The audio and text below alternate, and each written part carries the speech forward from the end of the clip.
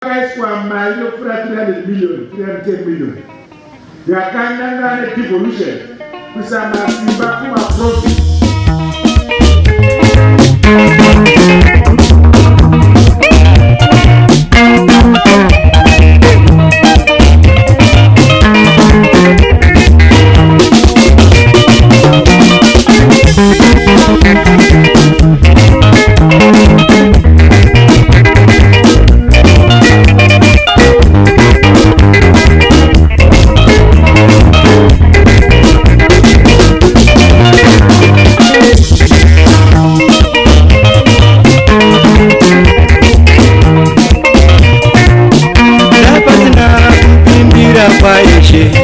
Chokwadi pasi pano taiona moto marongera vanoita wepanyika vanoda kudisi vamwe tioneswe moto dai pasina kupindira kwaishe wechokwadi pasi pano taiona moto marongera vanoita wepanyika vanoda kudisi vamwe. Zimbabwe's constitution provides for devolution.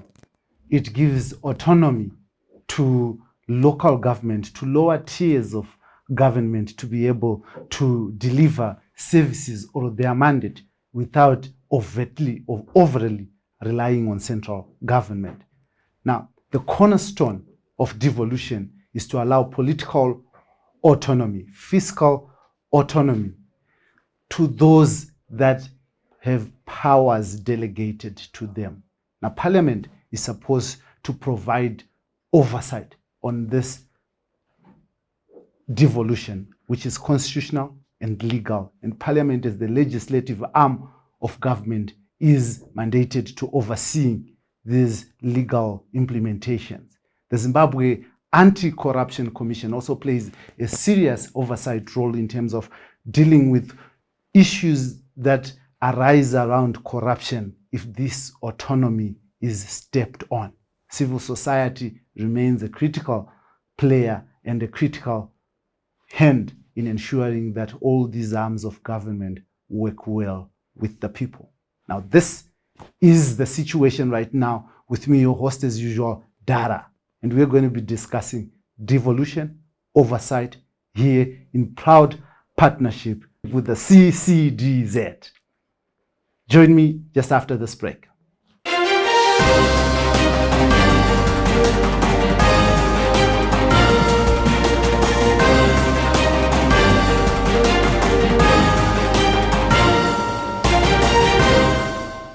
Thank you very much for joining us on this, the situation right now. With me, your host as usual, Dara, and we're going to be discussing devolution and oversight. Now, in studio this afternoon, we're joined by members of, by a commissioner from the Zimbabwe Anti-Corruption Commission. We're joined by a civil society member, and we're also joined by a member of Parliament. Now, we're going to be discussing their role in overseeing devolution, the issues that should concern you, why you should care, and what institutions are doing to make sure that it works. Thank you very much and for joining us, and welcome to the situation right now. Thank you. Beautiful. I'll start with you from Parliament, Senator. Now, just kindly introduce yourself and give us what Parliament so far has done to ensure that devolution is implemented to its fullest. Thank you so much. My name is Senator Morgan Komich. I represent Midlands. We are very much concerned at the pace at which the government is taking this matter. They are not taking it seriously. Remember, the constitution of this country was passed in 2013, and we went for elections. And members of the provincial councils were elected, and they were not sworn in. There were people who voted for their people, for their candidates to represent them in provincial councils, and they were not sworn in. This second regime, new dispensation, we've also elected these sort of provincial councillors. They are not doing their job. They were not sworn in. There's no, even the act is not even there. Senators have always asked this question to the Minister of Local Government. When is the the bill coming to Parliament, the excuse is that it's not yet written. The Attorney General is written. You then ask them, are you serious? Why are they failing to write the bill? We are waiting for it. We want the people that were elected during the last election to do their job. We all know that devolution is about devolving power and some responsibilities to the people, to the local people. We want the people in those particular areas to make sure that they work on their projects, make their own bylaws and make their own laws so that they can work on their economies. In this situation, we got other provinces that were affected. For example, the Matebeleni province was affected by the Gukurahundi. Remember that they remained behind in terms of economic growth, sort of growth and development. And the devolution was going to answer and resolve some of those challenges. But I don't know why the government is not taking this matter very seriously. I don't know why the minister is not coming with the bill to the Senate so that we can deal with this matter. We are waiting for it. We are only left with about 10 months to the end of the term. And we know very well they are paying these provincial councillors, but they're not doing any work. So I do believe the government must take this matter very seriously. Devolution is a very important aspect of our government. We want people to govern themselves as what we agreed in the Constitution. Amazing. We'll come back to some of the issues that you have raised, but I'll come to the civil society. Just kindly introduce yourself and give us your overview on devolution, and also just to our viewers why it should matter to them. Okay, I am Ernest Mzangi. I am from the Media Center, but I also work with the Center for Community Development in Zimbabwe, that is CCDZ. And to us, as civil society, I think devolution is about democracy. Devolution is about development.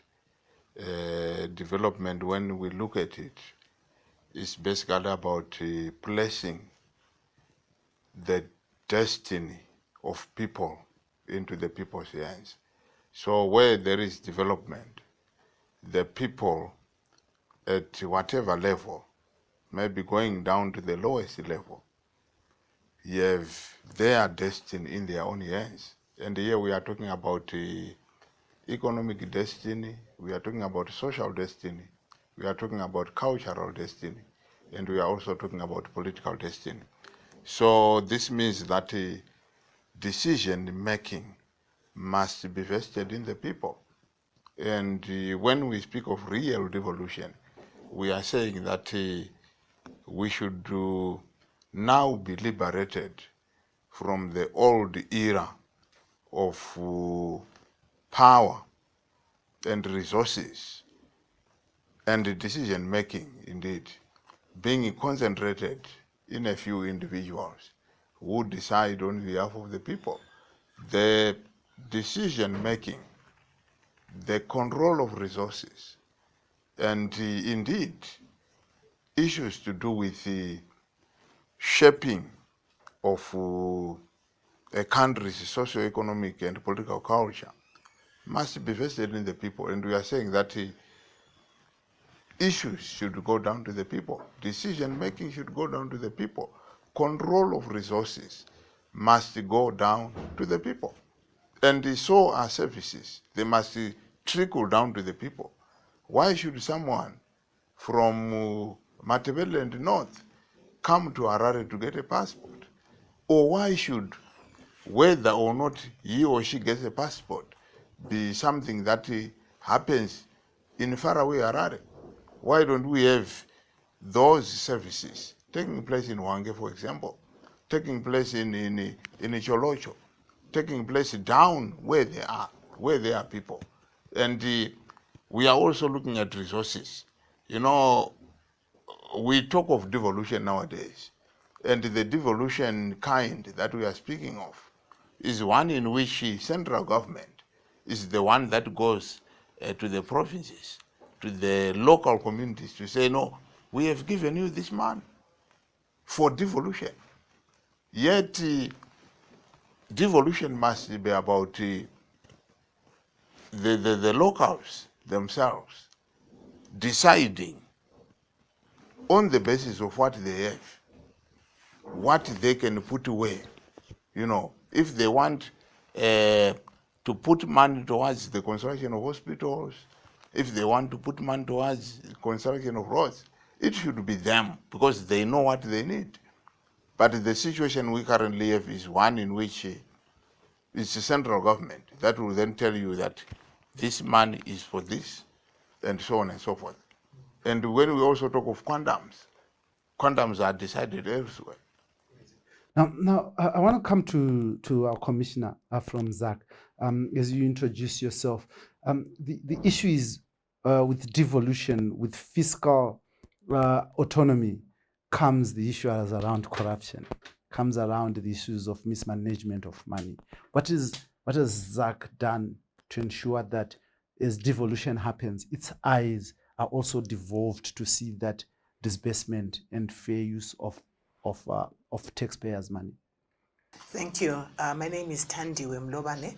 I'm a commissioner with the Zimbabwe Anti-Corruption Commission.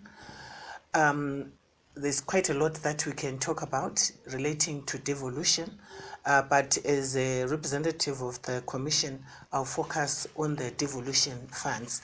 The other issues, they are ably handled by the two participants on the panel. From our perspective, we started getting an interest in the devolution funds when we received some reports from some whistleblowers that devolution funds in some areas, in some councils in particular, were not being used properly. These were allegations and reports that were made to us that in some instances devolution funds were being used to pay salaries. However, we still, within the same breath, we did hear very good reports which we saw in the media, which the media aptly portrayed to the public, where devolution funds were used to construct clinics, to expand on school blocks. From our perspective, there's a lot that we think should be done. We believe that a framework should be put in place that actually articulates what the funds can be used for, and also the processes, as well as adherence to the necessary legislation and standards.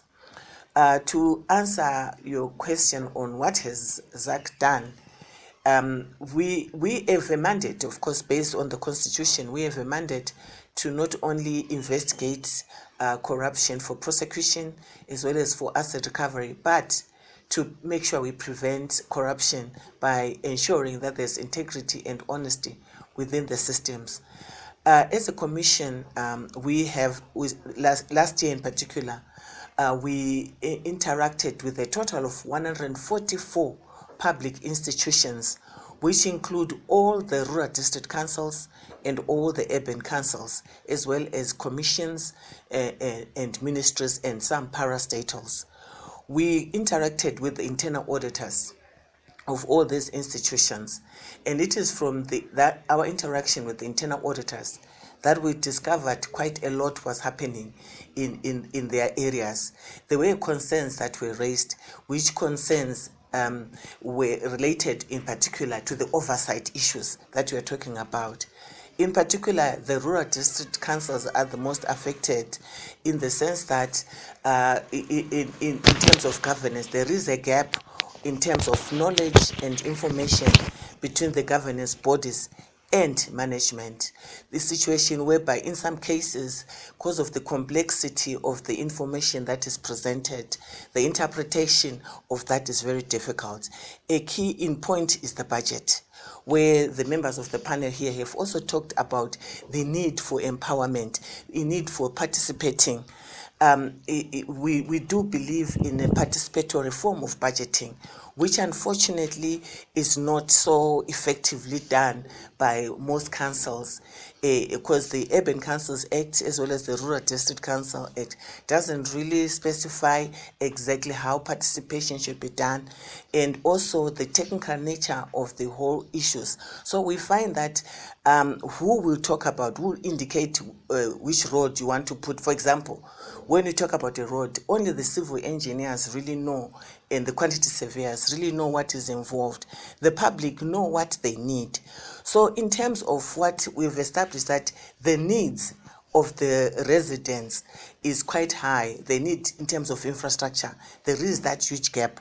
But when it comes to the resources, there is a gap. The needs are higher than the resources available. The resources that are available are limited to what the councils can collect.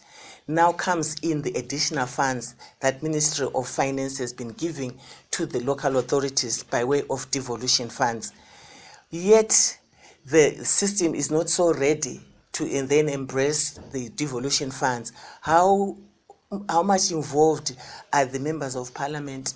How much involved are Senate? How much involved are the councillors in what to say with the devolution funds? So we found that there is that gap that needs to be addressed so that there is effective participation and a say in really involving all the players in all the areas, so that the devolution funds can then also can be oversight in terms of really how are they being utilized. So we think a framework is necessary. That framework will prevent corruption. I'll talk later on about these really the details in terms of what we believe can be done to reduce corruption in as far as devolution funds are concerned. So as we, I want us to look at the intricacies and the issues around devolution and funding. Now, over the past few months, there's been a very serious issue around these devolution funds and funding. The case in point, we look at the Pomona dam site, Harare.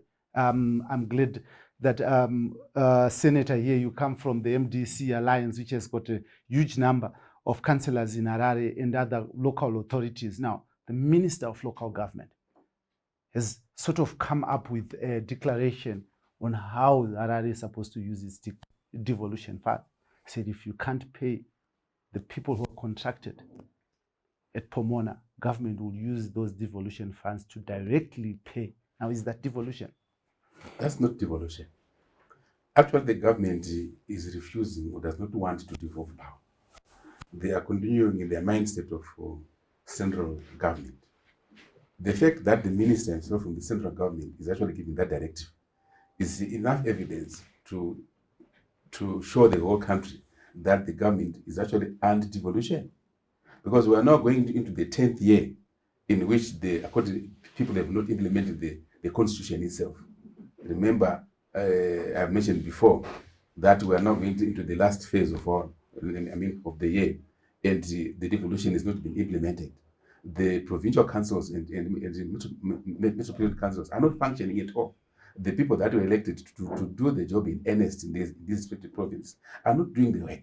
And which that means the government is hesitant. It doesn't want to devolve power to the provincial people. And it wants to continue to make decisions on behalf of the people, which is the thing that we've already refused, and we've already we've actually put the constitution clear that we want people to make their own decisions, to develop their own economies, to consult each other, to make their own bylaws and laws to govern their own economies. Because we do believe that the moment we empower people to do that, we'll see economic growth and development in these particular areas. Because the local people know what is in their own areas. They know they know their needs. They know what they should do. They know which school to develop, which township to develop, which part to extract gold, to extract diamond. They know the people know themselves, and they can do their job. Because the moment they are given this authority, power, and responsibility to be given the resources according to the constitution, they'll be able to focus on what is required in those particular areas.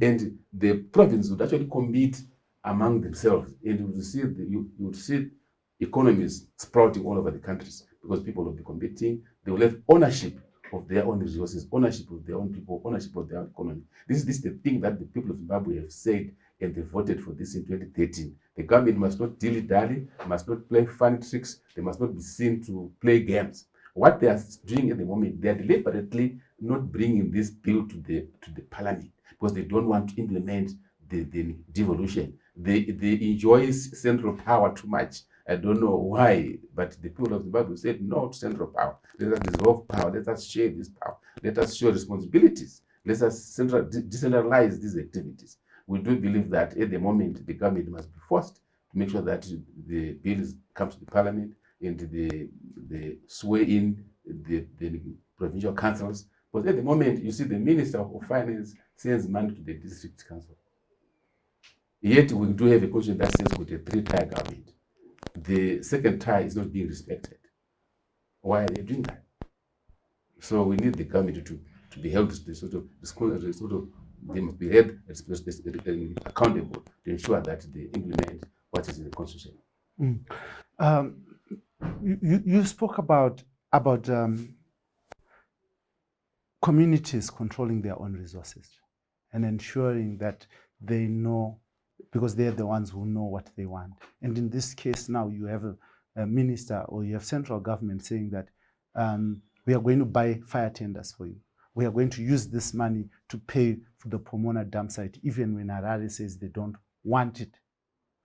Let us talk about that. Yeah, obviously, like I said earlier, devolution is about giving decision-making power to the people on the ground, that is to the local communities. So when you talk of the Pomona issue, as it happened in the manner that you ably described it, I think that is an antithesis of devolution. It is actually centralization of power. In fact, which actually goes contrary even to the current setup that we have, even before we have devolution.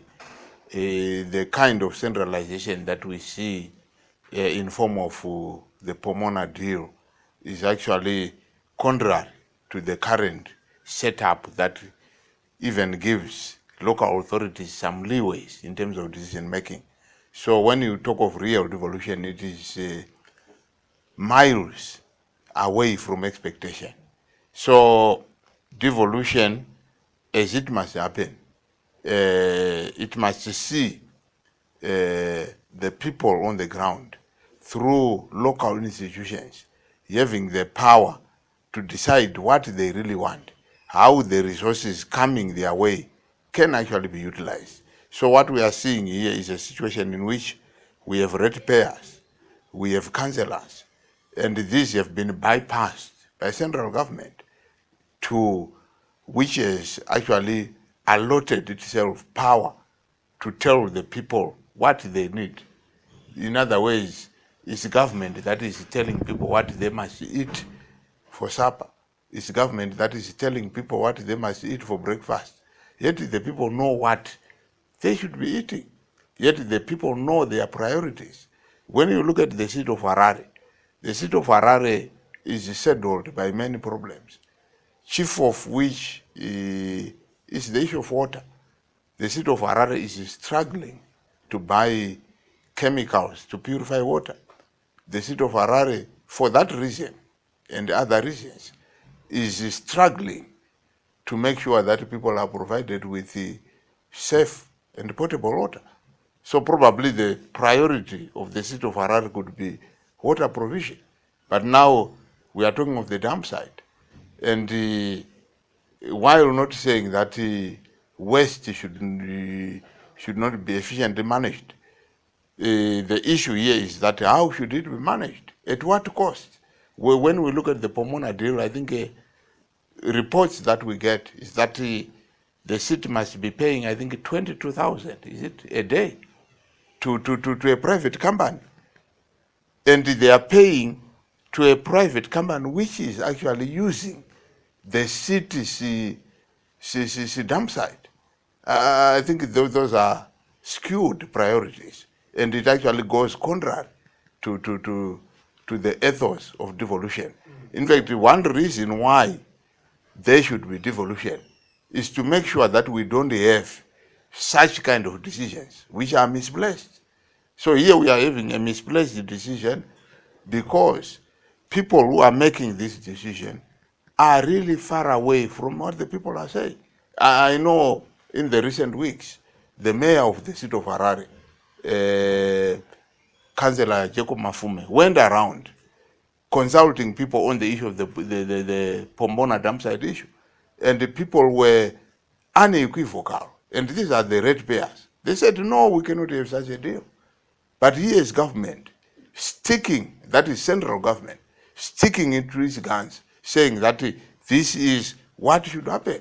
So in other words, they are going contrary to the people. They are going contrary to what the people of Harare, the ratepayers and residents of Harare, see as their priorities, see as what they need, see as what must be implemented with the respect to the management of the affairs of the city.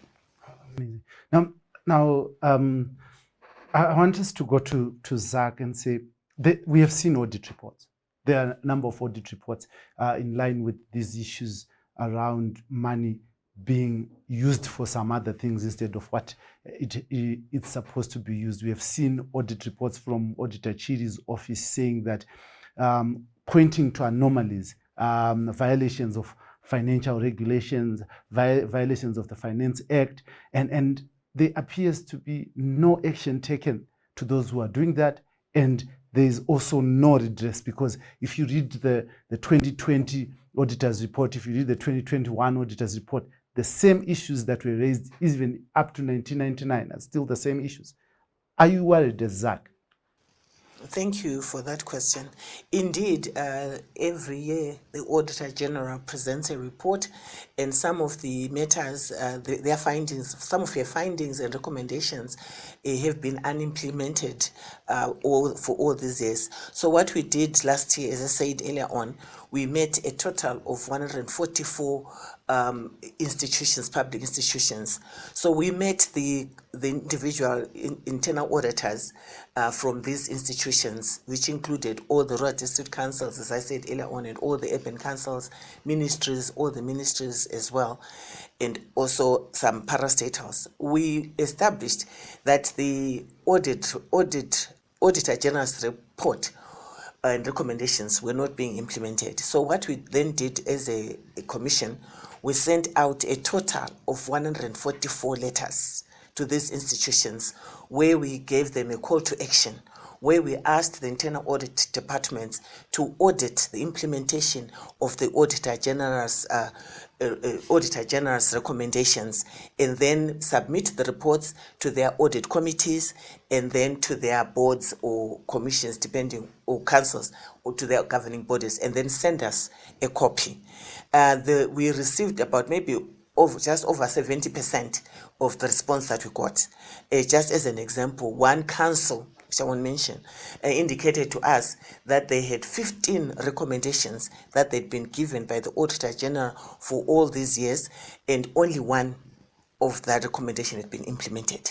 And some local authorities indicated to us that they had received one local authority received as many as 90 recommendations coming for all these number of years, and less than 10 had been implemented.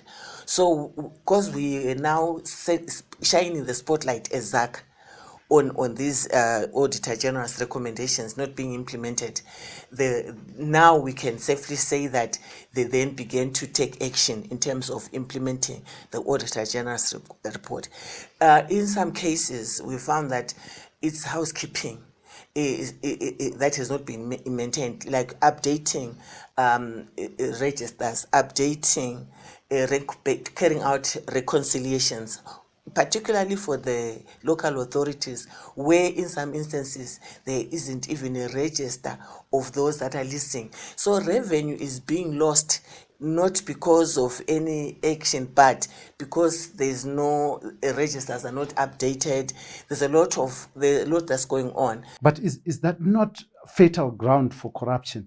Like when registers are not being, someone is collecting that money, is that not? Exactly. You are so right. That is exactly what we believe, because we believe that sometimes incompetence and corruption, there's a very thin line separating them. So when we found that, we then also did another seminar where we collaborated with the Accountant General, with the Central Internal Audit Unit in the Ministry of Finance, as well as the Chartered Institute of Accountants Zimbabwe, where we then said, let's provide some training to the finance directors. We then realized that the problem also is because there isn't any oversight, much oversight carrying on, and also there isn't much knowledge. Because you'll also notice that one of the areas where they are struggling, where public institutions are struggling, is with their providing updated financial statements on time. They're not being audited on time. They are way behind. And in some cases, the reason they are behind is because there are certain standards that they're struggling with. For example, IS 29, which is accounting in a hyperinflationary environment. They are struggling with that. And also accounting for IS, which is IS 17, which talks to accounting for property, equipment, capital assets. They're struggling with that. You find that the values, if you look at the values of buildings, in some instances we discovered that the Auditor General discovered that even a clinic was not included in the asset register. So we have those issues that are coming through that as a commission we have taken action in terms of equipping them, empowering them. Even this year in 2022, we realized that there were gaps, and so we've been meeting boards of parastatals and commissions and also universities as well. And here we are pushing through a concept of integrity strategies to say there is need for adherence to the regulations, to the laws. And also we've realized that some laws have got gaps in them. I'll talk in particular about the Public Procurement and Disposal of Public Assets Act. There are some gaps in there, and we have proposed to say each public entity must have a procurement policy. The procurement policy will address issues that have been in the media of late. But if you don't have it and you're just relying on the Act, this is what happens. And we've also realized that there are gaps in terms of oversight by the committees. I'll give an example of the annual procurement plan, which is supposed to be done before the end of the first month of the following year.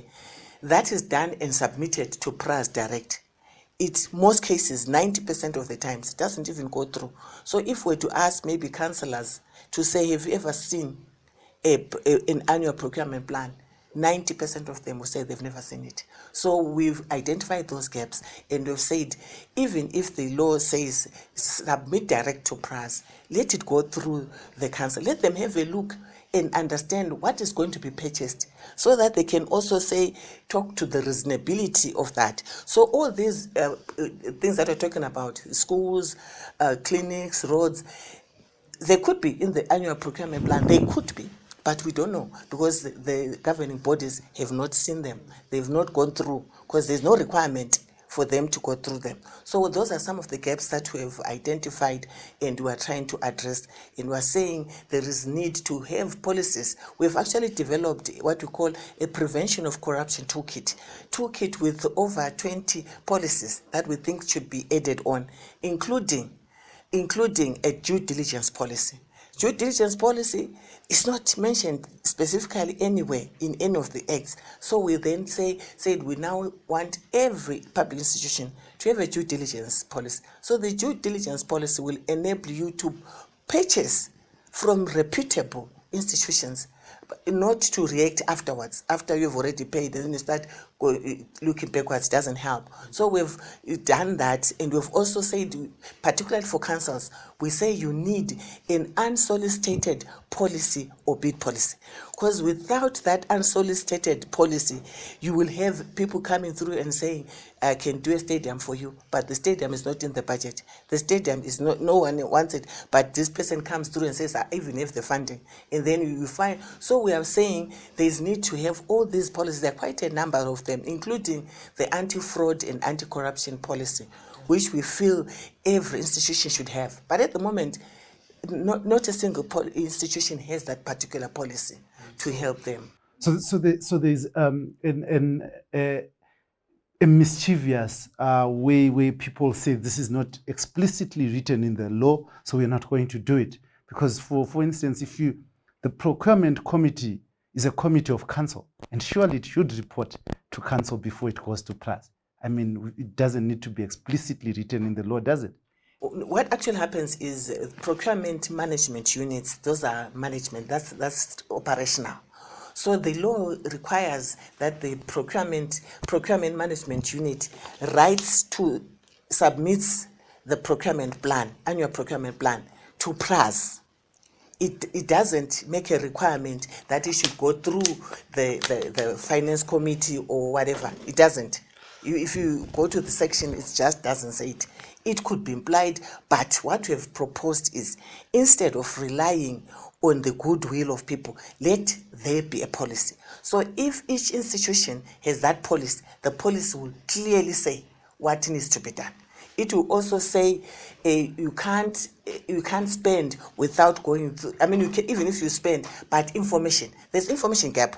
There are some institutions that don't even know how much you have spent at the trade fair. We established that a whole contingent of people goes to the trade fair. The total is it's a lot of money, but the governing body doesn't know. So these issues, they're sent directly to PRAS, and the manager, the mayor, the councillors who are elected don't know anything. It's very possible. It's very possible. This is devolution? Yeah, like I said, I think it's especially for a PRAS, for a procurement system that allows people to buy laptops for 10,000. Yeah, it's an antithesis of devolution. In fact, our system is highly centralized. What we currently have is a highly centralized state that we inherited from the colonial era. The colonial state, especially during the era of Smith, was highly centralized for military purposes.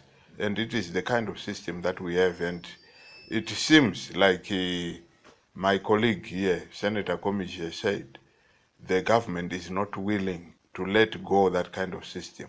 So what we may only have is devolution in a word and not devolution in a deed. So we may not have devolution as long as there is no political will to implement the devolution, because devolution, as it were, is a function of democracy, and as you know, democracy is a threat to those who don't want to let go of power. So they would rather talk of devolution while acting centralization. That's what we are currently witnessing. The commissioner talks about bad law, and you are in the cockpit of making laws as parliament, and you as opposition, your leader Douglas Monzora has spoken about dialogue, has spoken about engaging government and ensuring that there is no acrimony. Tell us, how has it worked? Because you have been sitting there also complaining that the bills are not coming. Councillors, mostly controlled by yourselves, appear to be sabotaged by law. Yes, of course. Yes. I think if you remember very well, currently chapter 14 of our constitution, which actually covers devolution, was actually amended. So the current constitution, which is the booklet, which is actually moving around the people, is not what actually was there. Remember, everything was amended. So we are in a quagmire, in a situation where we don't know what's going to happen. The document which is with you now, if you open the constitution, chapter 14, it's not what is in the amendment. The amendment needs to be brought forward, needs to be resolved. We need those clauses to be reprinted so that people can sort of familiarize themselves with the actual law. Many things have changed. So as we are speaking right now, the government, it does not want to do anything to do with dialoguing. I think people have talked about dialogue, and the government is forthcoming. The government simply needs confrontation. The opposition people should just stand up and demand what the government should do. The opposition members of parliament must make noise in parliament, demand that the bill must be brought to parliament so that it can be dealt with, so that we can implement what the people said. We cannot just sit down 10 years down that line when the constitution that we all voted for is not being implemented. So the government needs us to stand up as opposition people to demand not about this dialogue talking. The government does not want to dialogue at all. The moment you start putting issues of dialogue with the government, loves it. Was like now, how can we as Zimbabweans allow the government to go for 10 years without implementing such an important part of our constitution, an important part of constitution that would empower people, that would enrich our people, that will make our country be, and the economies grow, and make it more peaceful, make people enjoy themselves. This part of the devolution, this part of the constitution that we are talking about now is very, very, very important. It actually determines the destiny of our people, the destiny of our own country, and the government is not even interested. So really, I've sat down with a number of commissions in this country. I've sat down with the Zimbabwe Electoral Commission. Now we've sat down with ZAC. And most of the time is that commissions say that you, the lawmakers, are the biggest problem because you do not give them laws that allow them to do their work properly. Now, why are you scuttling? You appoint commissions and you don't give them powers. thank you so much. Actually, the culprits here are the ministries responsible, because the bills come from the ministers. So as long as the minister is failing to bring the bill, the parliamentarians cannot do anything. As we are talking about this particular devolution bill, every Thursday, one or two members of parliament raise the question to the Minister of Local Government. Just as we talk right now, last week in Senate, I personally raised it. Minister of Local Government, where is the devolution bill? We are waiting for it. Currently, we have members of the provincial councils who are not sworn in. We want them to be sworn in. We want them to start doing their work. But they're being paid. We want them to get their benefits. They're being paid. You know, if you ask them, you can cry. I don't know what is if they're not getting $23,000 RTGS, and they are losing their benefits according to the law. They're supposed to have their own benefits as the civil servants, but they are not getting it.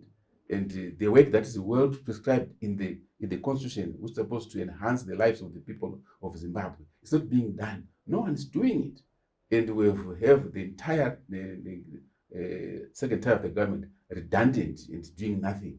And it's a crime on its own. I think a responsible government must be sensitive about those things, and must be sensitive to that. And I don't think the Minister of Local Government himself is telling us the truth when he's saying the Attorney General hasn't written the bill. It's not true. It is the policy which the government itself, they've just taken deliberately. True, they don't want to implement devolution. They want to probably implement it in the next whatever, another term of parliament. But why are we disadvantaging our people? Why are we failing to take responsibilities? So, truly speaking, the government must be held responsible, and it is upon the opposition political parties to stand up and voice, to call upon the society organizations to stand up and voice. And we need to empower these commissioners. We need to make sure that these commissions have got effective laws. We don't want to have commissions which are just white elephants. We want to make sure that they are effective in their duty, especially ZAC itself. You know, they are dealing with a very big challenge in our country in terms of corruption. They need to deal with corruption once and for all. And if they don't have the power and they don't have the legal powers, they will not do their job well. Look at it now that they are now described as Vanongosunga, the arrest and release people. Yet no, they should make sure that people vaniguaita corruption they are dealt with. It's not only ZAC itself, we need ZEC as well to be given enough power, NPRC to be given enough power, and we need the Human Rights Commission to be given enough power, so that they can implement the issues that were made for. We put these commissions in the constitution to make sure that they implement the democratic governance in our own country. They are supposed to be independent. They are supposed to be funded. They are supposed to be given effective laws so that they can proudly do their job. We've got very professional women and men who can do their job, but the government itself is not giving them that opportunity, and they still want to control this centralization of issues. The ministers, they would still want to have a say over these independent commissions. By saying no, pull out from there. If it's an independent commission, let it be independent. Make sure the law protects them and the law empowers them to do their job independently. We want truly independent commissions, not independent per se. Independent commission per se, well, it's behind the curtain. The minister pulls the rope. We don't want that. We want to make sure that the independent commissions are completely independent. Commissioner, the absence of this bill that we continue to talk about, the law to operationalize devolution, how much of a hindrance is it in terms of the commission, dealing with corruption? on devolution? For us, it's not just that particular bill. There are quite a number of amendments to a various number of acts that are outstanding, which will make it a lot easier for us to be able to move away from this perception that ZAC is all about catch and release. There are quite a lot of changes to the legislation. In some cases, there is need to even synchronize some of the laws with the Constitution itself, because some of them are not in line with the Constitution. So it's quite a lot that needs to be done in that area for us to be able, as we investigate certain cases, for us to be able to then get a conviction, because what we are failing to do is to get a conviction. And this is because we have a bill that is at least it has made some progress, because at cabinet level it was approved, and then it will now go through the Whistleblower Protection Act. That is very critical, because one of the challenges that we face is that witnesses, people might maybe submit their reports anonymously. They might not want to be known that they've submitted this because they risk losing their jobs. We've got quite a number of people who have lost their jobs because they whistle blew on their maybe seniors. So we would want that to really go through Senate very quickly when it comes through to Senate, because that will help. Because in some cases, even at court, we fail to get witnesses, because the witnesses will be very afraid to put their lives or their livelihoods in line. So there's quite a lot that needs to be done in order for us to really have an effective fight against corruption, in particular to address the devolution funds. They are quite it's massive, but the framework is not yet in place to make sure that we can benefit 100% throughout the country in terms of the devolution funds. That is the perspective that ZAC has. Yeah, but I want us to zero in on it, because how do you follow up on how devolution funds have been used or allocated and used when there's no framework on how that money is supposed to be disbursed?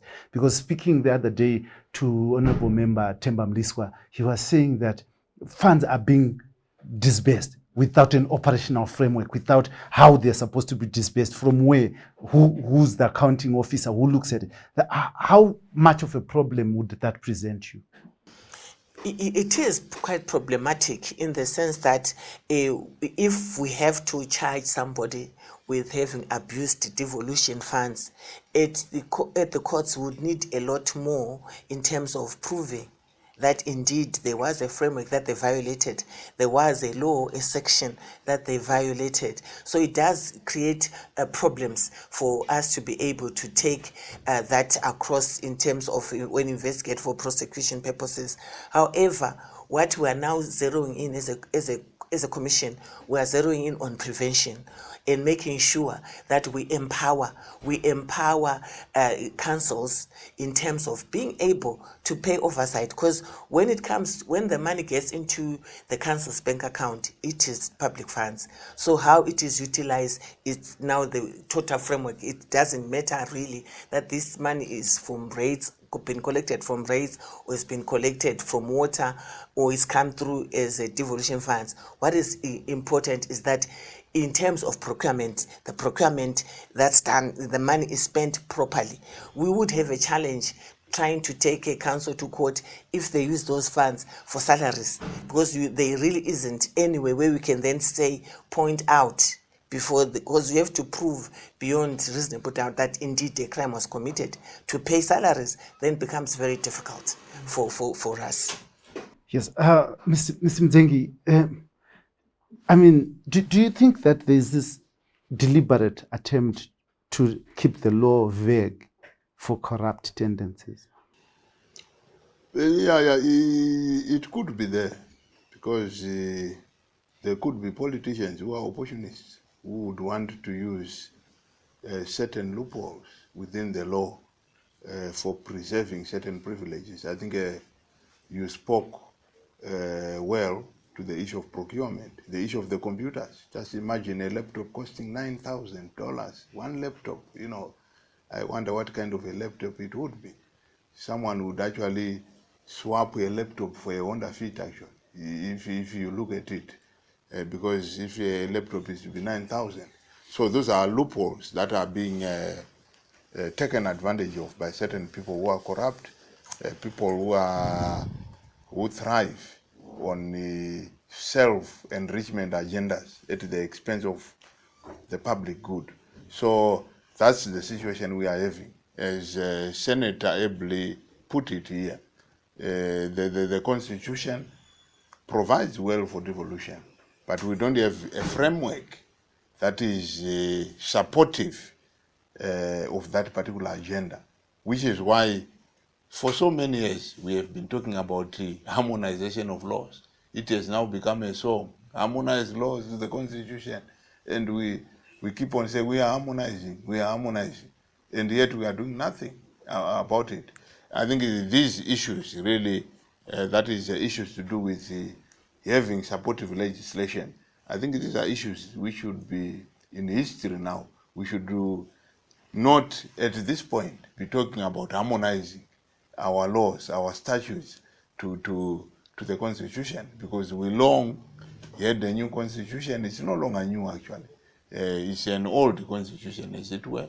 And some of us who are addicts of constitutionalism are actually saying that we should now have a new and better Constitution, a better Constitution that will plug off these loopholes. But is this about the Constitution, or is this just about people who do not even just want to have devolution? Because the Constitution spoke about devolution, and before anything that was written in that devolution contract was implemented, they went and changed that Constitution before even implementing anything. And there have been a number of good laws that are there. Yeah, I will refer you to a most recent discussion that we had with Professor Mamaduk. I think he ably put it, that the Constitution, the very Constitution, I think it vests too much power in the hands of the executive. And that's why we are having a problem of a minister who is coming to tell a local authority that with their devolution funds, they should do this. Something that is contrary to the ethos and the values of devolution. We are having that because we have a constitutional framework that vests a lot of power, too much power, as it were, in the executive. So the Constitution also becomes a problem in that instance. And if the Constitution would also devolve power to the local authorities in practical ways, I think we would be having a better situation. But because the Constitution is still centered on the executive, we cannot proceed with the effective devolution. Otherwise, the minister would not be having powers to dictate what kind of water people of Harare should be drinking. The minister would not be having powers to tell people of Harare where they should be throwing their litter, literally telling us where we should place our bins. You know, those are things that should belong to the people on the ground. Easy. Now, Senator Komichi, your kind politicians, especially in Parliament, when you talk about benefits, you are so strong about it. We want cars, we want red passports, strong about it. But when it comes to laws that take power to the people, that bring service delivery, there's less noise that we hear from Parliament. Why? We do make noise, as I've already alluded. Last week, in the question time, I personally asked the Minister of Local Government, where is the bill, devolution bill? Why is it being delayed? That is when I concluded myself that these people actually they are being deliberate. They don't want to bring the bill. They enjoy central power. They do not devolve power to the people of this country. They are against the devolution bill. That's why they don't want to bring the bill to the parliament. Well, we're waiting for it. We've got people who are in those governments, those provincial governments, who would want to do their job. They are putting pressure on us as well, and we're putting pressure on the minister. And the minister is deliberately hiding behind the finger that the Attorney General hasn't finished the job. It is not true. It's not a priority to them. They don't care about it. I think it's a burden to the current government. They don't want to have that government provincial government put in place because they feel it's a burden to them. They probably do not want to give enough money to those provincial governments to function. So they are deliberately not doing the job. If they really wanted to bring the bill to the parliament, they would come long back and it would have passed, because we amended the constitution, and this would take probably a day or so to make sure that the bill is passed. So we are making noise. We make noise. Yes, of course, currently, when you talk about the conditions of service, every employee in this country, let it be military, police, CIO, let it be civil servant, the teacher, anyone, they are earning peanuts. They are earning peanuts. The country is underpaying people. And I would find that members of parliament would make noise for benefits like that.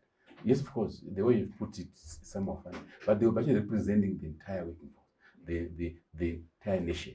Because if there is any increase in the members of parliament, it would also trickle down to a teacher, it would also trickle down to a soldier, it would trickle to the policeman, it will also trickle down to the general civil servant. Even the general workers themselves, even the commissioners, everyone else would get a benefit. So they represent people, although they'll be using their own faith or their own personal issues, but they'll be representing people at large. Currently, if you look at a teacher today who is earning $45,000 RTGS, we divide by 1,000, which is almost $45, for the person to be able to take care of his or her own life, for medical treatment, rent, food, buy food, it's not possible. It's out of reach. And we were saying the government is failing to do its own job.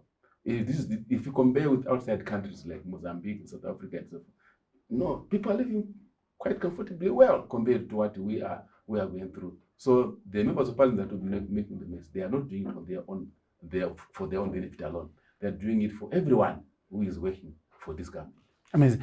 Thank you very much. Now, just your concluding remarks. What is it that we need to do to make sure that devolution works, and as it works, we do not lose money that is meant to do things that uplift the lives of the people? Because I know your motto at ZAC is that every other time we lose money, we as a country, we are not developing. So we want to plug all those holes so that we develop this nation. Yes, thank you. What we have come up with, we've introduced a strategy called integrity strategy, which is derived from the strategic plans of all the organizations that are all the public institutions. We're saying each public institution has a results-based management strategic plan, where they've articulated their core values. So core values, most of the core values include transparency, accountability, integrity. And we're saying now we have a strategy to ensure that integrity permeates throughout the organization, in terms of where in procurement, in financial reporting, in all areas, in recruitment. If we have the integrity strategy, which will then be supported by everybody playing their role and having responsibility towards integrity. And we believe that that will assist in terms of ensuring that there is the integrity committees in place, which will also assist internal auditors so that they're not victimized as they report. And the organizations should have a response to all these breaches that they see. But we've observed that not all organizations have in place plans to deal with breaches in integrity. So we believe that if all organizations have that integrity strategy and they implement it, they develop and implement it, through having carried out a risk analysis of what areas are prone to corruption in their organizations, and then strategize around that. We believe with the oversight that is being carried out by Parliament, by Auditor General, by OPC, by Public Service Commission, etc., and including ZAC, we believe that we'll be in a better position to see improvement going forward in terms of ensuring that devolution funds are used to improve service delivery. They're used to better the lives of the individual holders. So we really believe that there's still a lot to be done, but it can be done.